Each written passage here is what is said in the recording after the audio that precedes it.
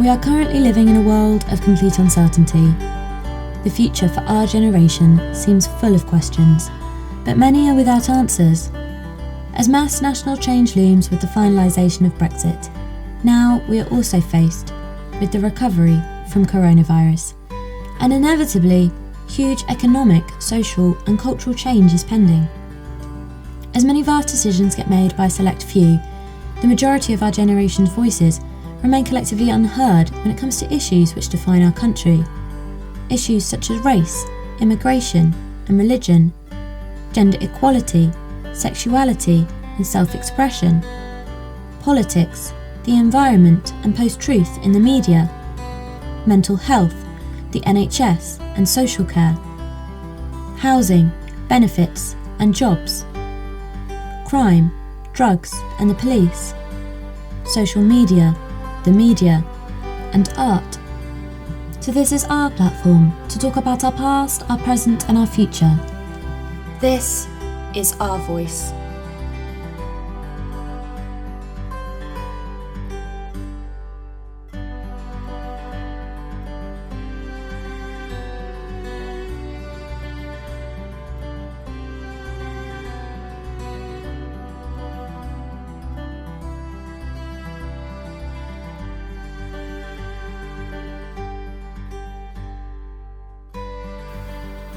Hi, my name is Annie, I am 21 years old. I've lived in both Cardiff and Monmouthshire, but I currently live in Gloucestershire and I am a shop assistant.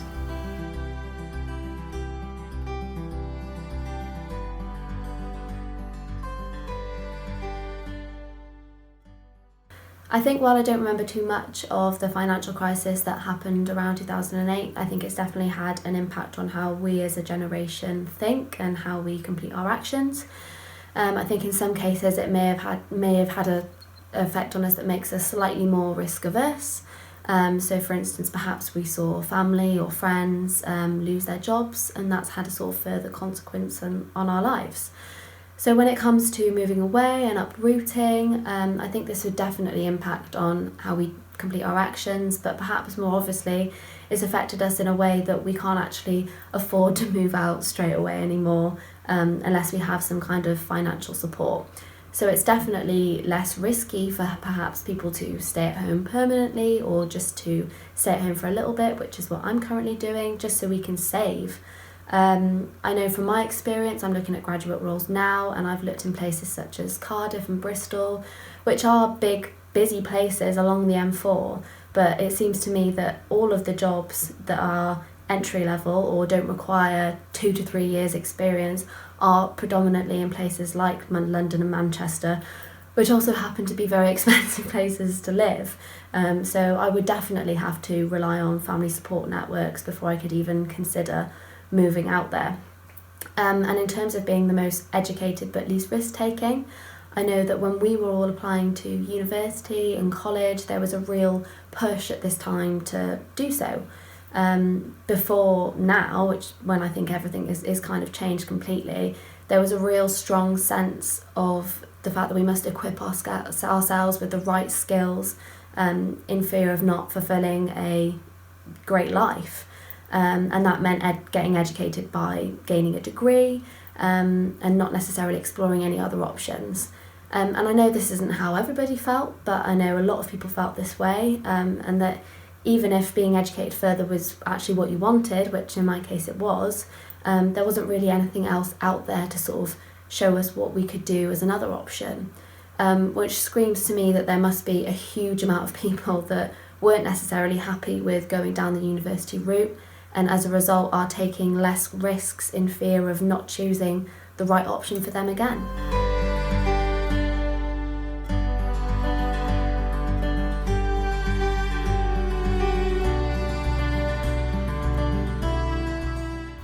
So from doing my own research on larger cities like Manchester and London for places to live, if I ever get a graduate job, and from also being at uni in Reading, which is of course really close to London, I am very much aware of how much it costs to live in all of these places. And it's definitely something that I would have had more of an issue with had I not had partial support from my family during my time there. So you can really see why people may take time to live at home or near family networks to save or to permanently stay, because it's a lot cheaper in most cases. For some, it's not to say that it's not doable to go and live there once you've acquired a job or saved enough.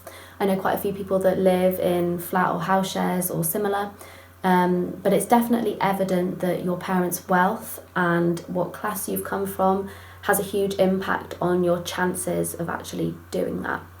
And I feel like consequently this really does build a lasting effect of inequality across the society, because not everyone's going to have the opportunity to move to these places because of those reasons. So definitely I would say that the current housing situation and economic situation in Britain really does favour those who can get out to these roles, and the prospect of having affordable houses in these areas where the well-paid jobs are is really, really poor, which of course doesn't actually just affect our generation. It's not an age-exclusive issue in our society.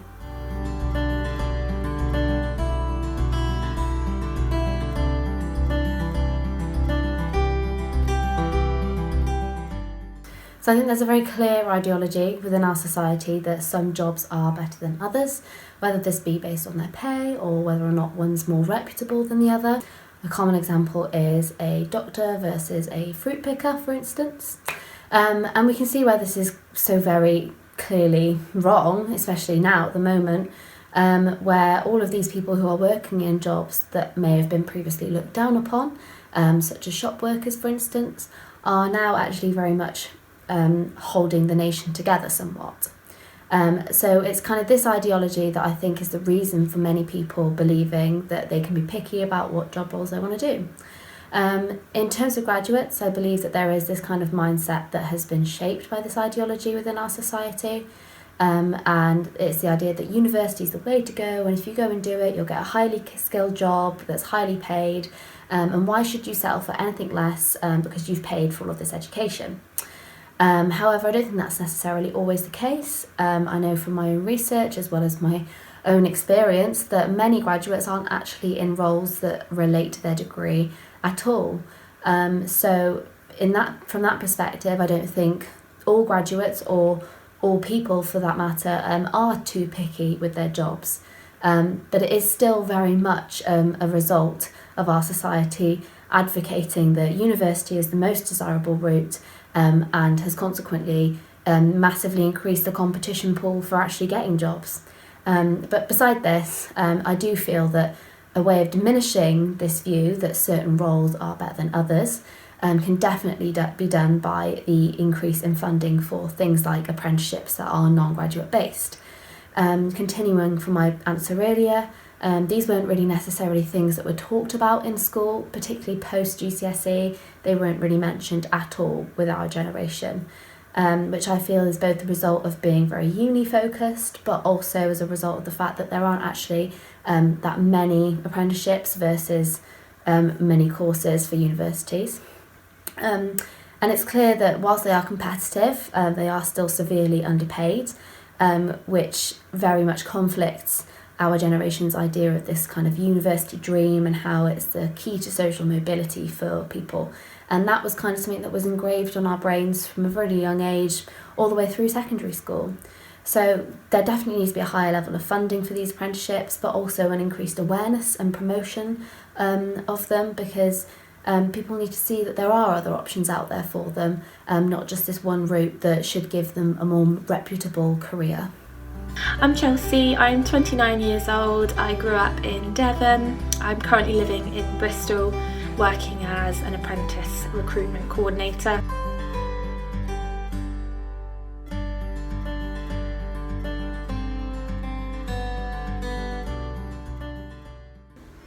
"80 housing estates are being demolished in the UK at the moment. Thabo Wilson bought his house from the council back in 2005 for him, his wife and his 5 children. Salford Council offered him just £95,000 and no new house during a planned estate demolition. The average house in the UK is worth £227,114, and the Wilson family has 7 members. I have no idea how that poor family would cope. and what they do with £95,000. Also, it's not like they can find another sort of council estate home, because I mean, how would they accommodate 7 people anyway, let alone having to then relocate? So yeah, that's quite baffling.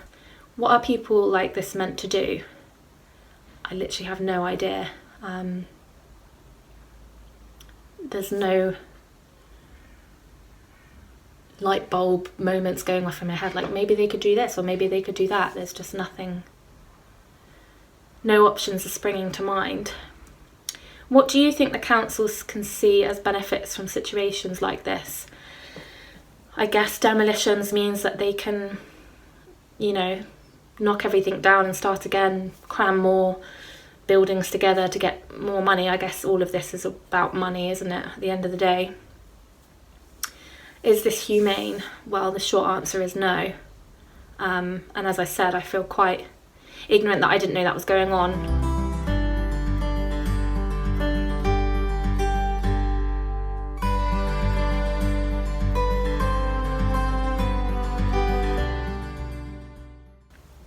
I don't think that's fair, no.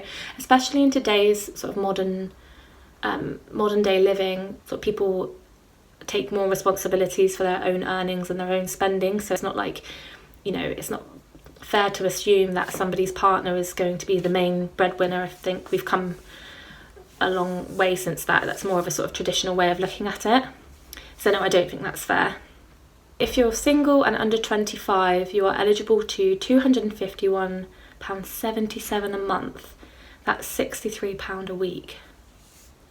If you're in a couple, £395.20 a month, £98.80 between the two. No, that's mad. Is £120.90 a week enough for a new single mum and baby? Absolutely not. That figure as a single person throws me off a little bit. And especially as a new single mum, where there's lots of challenges and lots of sort of anxieties, you want to provide the best for your child, and that's just going to make things really difficult. You want to buy nice things for mum and baby as well, and even just the essentials, that can't be enough. There's a lot of negative connotations with those on people on benefits, which is awful in itself. I've been on benefits before, and the guilt I had, this is while I was looking for work, it's the stigma attached to it is all wrong. And also you think, well, why would anyone want to work more, full time if they're going to get so many reductions? Baffling. Is this enough for the 5 million people on benefits in the UK? No, it's not. And again, that figure is something I was unaware of. I did see a graph, I don't know the actual figures, of the amount of universal credit cases since the coronavirus, which was obvious, it was inevitably going to be happening. But the fact that the figures of what they will be getting there are right in front of me, it's quite scary and quite overwhelming to think that at an already challenging time there's going to be some added anxieties, if you like, and it just makes you feel very lucky, really, and very grateful to not have to be in that position.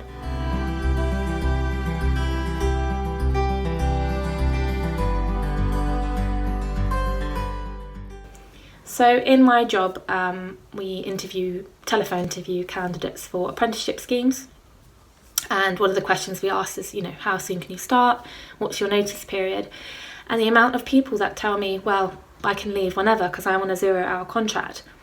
And of course, with the current situation, they were the first to go. 0-hour contract employees were the first to go without being furloughed, without getting the 80%, because they wouldn't get 80% on a 0-hour contract. So in light of the current situation, what does it say about the corporate businesses in the UK and the way they view their workers?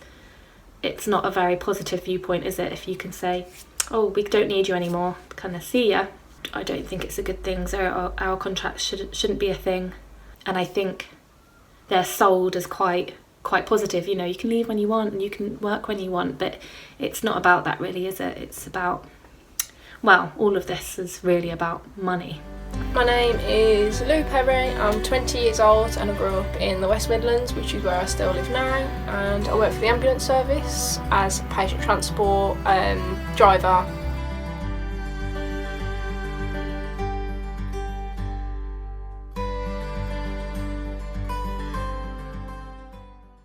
I think the government is failing to believe in our current economy.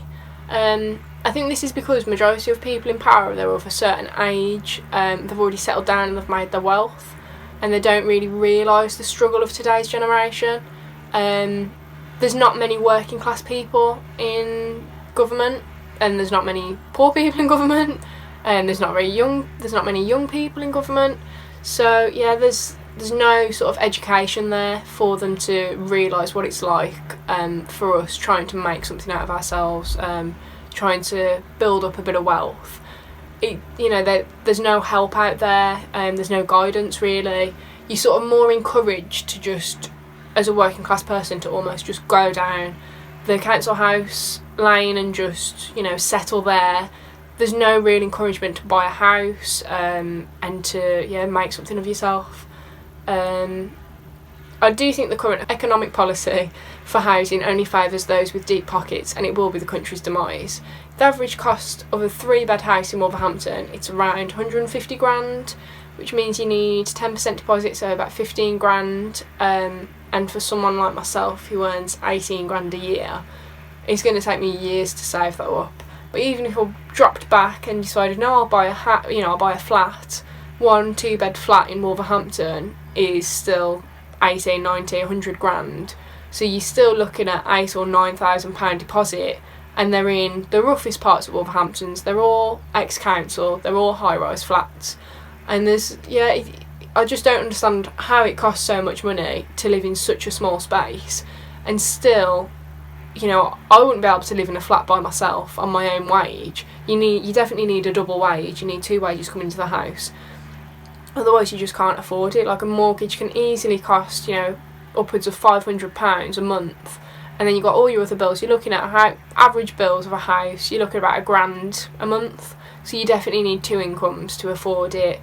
So me and my partner at the minute, we're trying to save about £8,000 for our first house. We want like a 2-3 bed house, so that's going to be about 150 grand. So we want to save up 16, but that's going to take so long, and we're already stressing, are we going to be able to afford it when it comes to it? Will we be able to afford furniture, bills? Will we both have stable enough jobs? And then when it comes to it, will house prices have gone up again? You just don't know. I think to be able to buy a house comfortably, you need a rich family or a rich relative or friend to just sort of give you the money off your pop, you're done.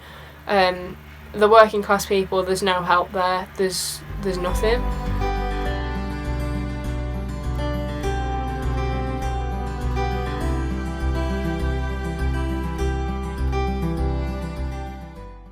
I think a lot of self-employment comes from creative people right now. There seems to be a lot of self-employed artists constantly up and coming. You've got photographers, graphic designers, even in the beauty industry you've got hairdressers, beauticians, nail artists, and I think it's because it's a lot more acceptable nowadays to be creative and to make a career out of it, whereas back in the day you were looked down upon if you were going to do that. It looked as if it was really unstable, whereas now you can make a career out of it, going self-employed. Of course it's hard, but I think there's more encouragement there to sort of do it, and there's more demand for it. Everyone wants, a personal art piece by, some indie random artist. So yeah, I don't know, I definitely think the demand is there now, so there's going to be more. Back in the day in the 70s, men would work in foundries or factories or down the mines in the Midlands, and that was normal, and if you didn't do that you were sort of like, what are you going to do? And working class women would work in offices and factories as well as secretaries. The jobs were more like gender specific as well, and I think that's changed a lot now, and people are just, you can do whatever you want and I'm sure you'll make it.